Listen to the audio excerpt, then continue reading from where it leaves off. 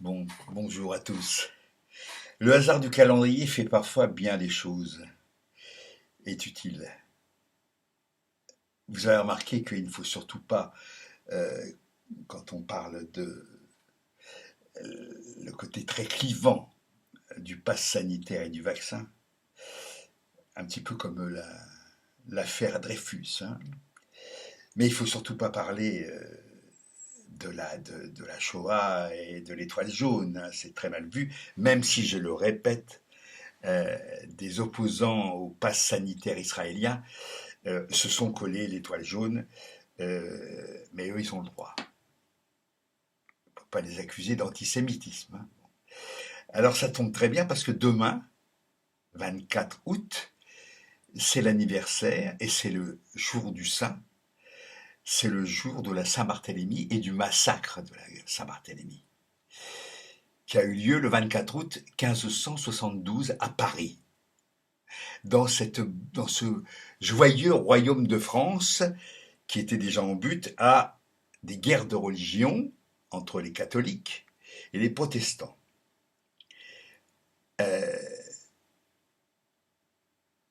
Ça venait après une tentative de conciliation, au point qu'il était question, vous le savez, de marier la fille de Catherine de Médicis, Marguerite, à Henri de Navarre, roi de Navarre, protestant. Et donc, voilà, il est question, mais on a reculé la date du mariage parce que la mère de Henri de Navarre, qui va devenir Henri IV, euh, est décédée. Jeanne d'Albret est décédée au mois de mai, enfin c'était prévu au mois de mai, et en raison du deuil, on repousse au 24 août. Voilà. Alors, il y a eu la paix de Saint-Germain-en-Laye, le 8 août, le 8 août 1570, 2 ans avant, qui met fin à la troisième guerre de religion. C'est pas la première, hein. Voilà. Donc le mariage doit avoir lieu le 18 août et le 22 août, tentative d'assassinat de l'amiral Coligny, qui est un des chefs protestants, parce qu'à l'occasion de ce mariage, beaucoup de seigneurs protestants venus de la France entière euh, sont là à Paris. Donc apparemment tout se passe pour le mieux, sauf que le clan catholique extrémiste, mais est-ce qu'ils ne sont pas toujours un petit peu extrémistes, ces catholiques, hein? Je pose la question. Euh, S'attaque à Gaspard de Coligny, l'amiral, et cela provoque évidemment,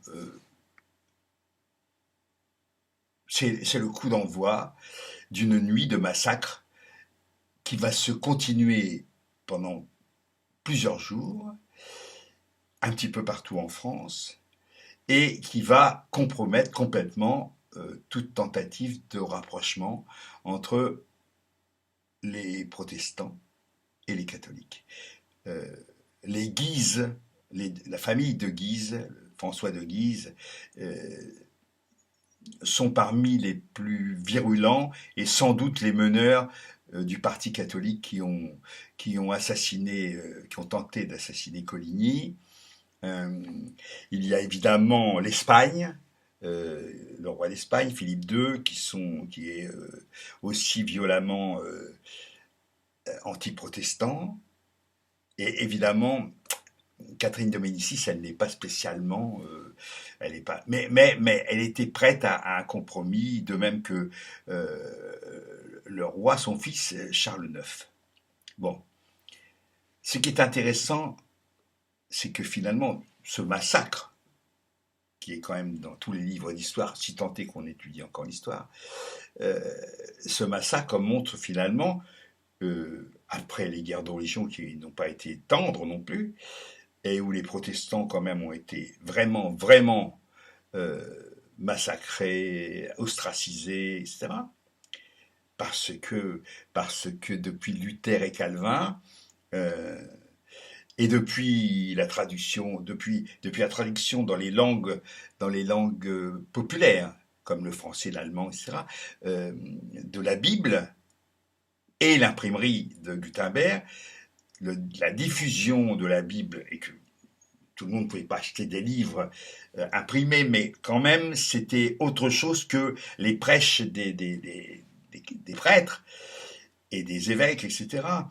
D'un seul coup, on savait aussi que l'Église était complètement corrompue, enfin complètement beaucoup corrompue, notamment les hautes sphères de l'Église catholique étaient corrompues, on vendait des indulgences, etc. Euh, et donc des gens ont protesté, d'où le mot protestant. On les appelle encore des huguenots, des parpaillots, enfin voilà, selon les régions. Ce que je vois, ce qui est intéressant là-dedans, c'est que, euh, comme toujours, ces gens qui ont été ostracisés, hein, ça vous rappelle peut-être quelque chose, qui ont été mis à l'écart, qui ont été vilipendés par la doxa catholique, royale,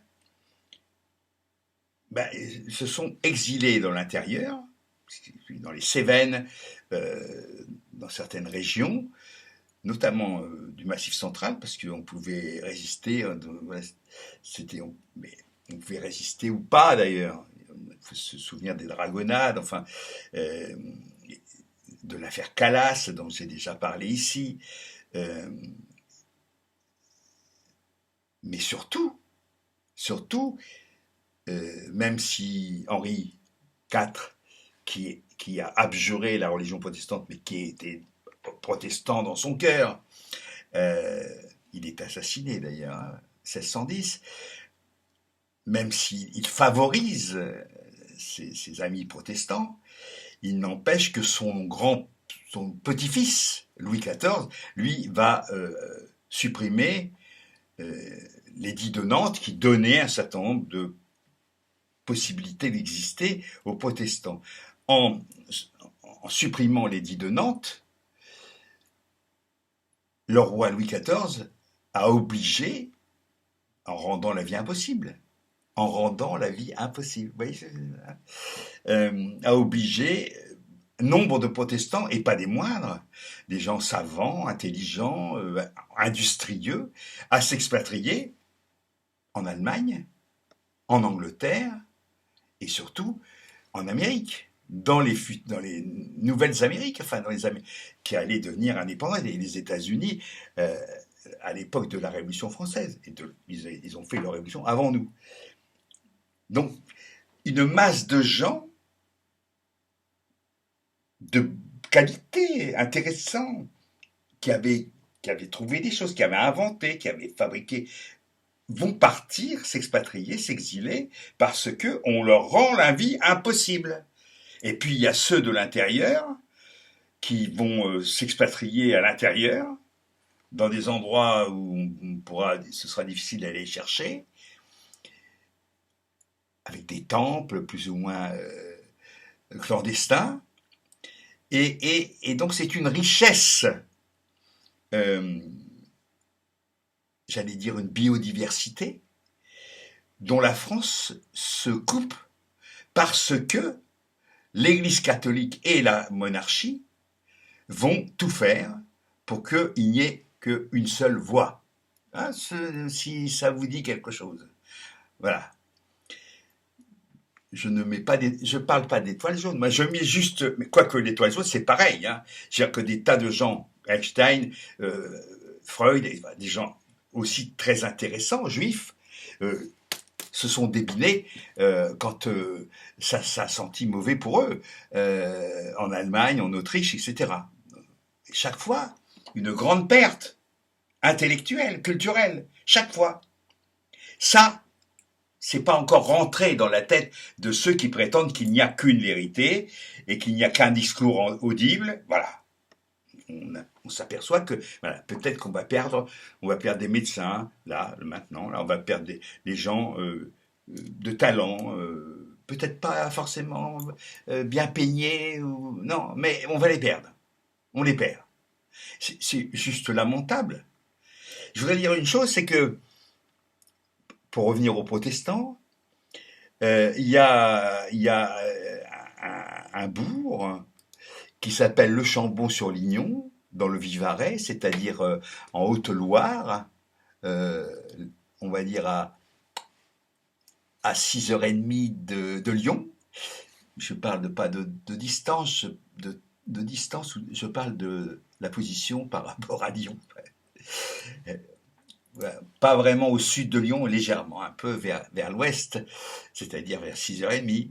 Euh, Chambon-sur-Lignon, qui est, grâce à son pasteur des années 30, a sauvé un nombre considérable, pas seulement de juifs, pendant l'occupation, mais avant de réfugiés espagnols, de tous les gens qui étaient en fuite et à qui on en voulait.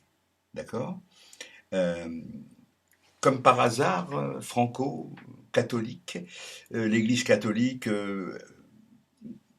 soutient violemment Franco, elle soutient aussi violemment Salazar au Portugal, enfin, voilà, elle soutient aussi Mussolini en Espagne, pardon, en Italie, etc. Enfin, l'Église catholique est toujours du côté du manche, hein, du manche qui frappe, du manche de pioche, pour taper sur la gueule des dissidents.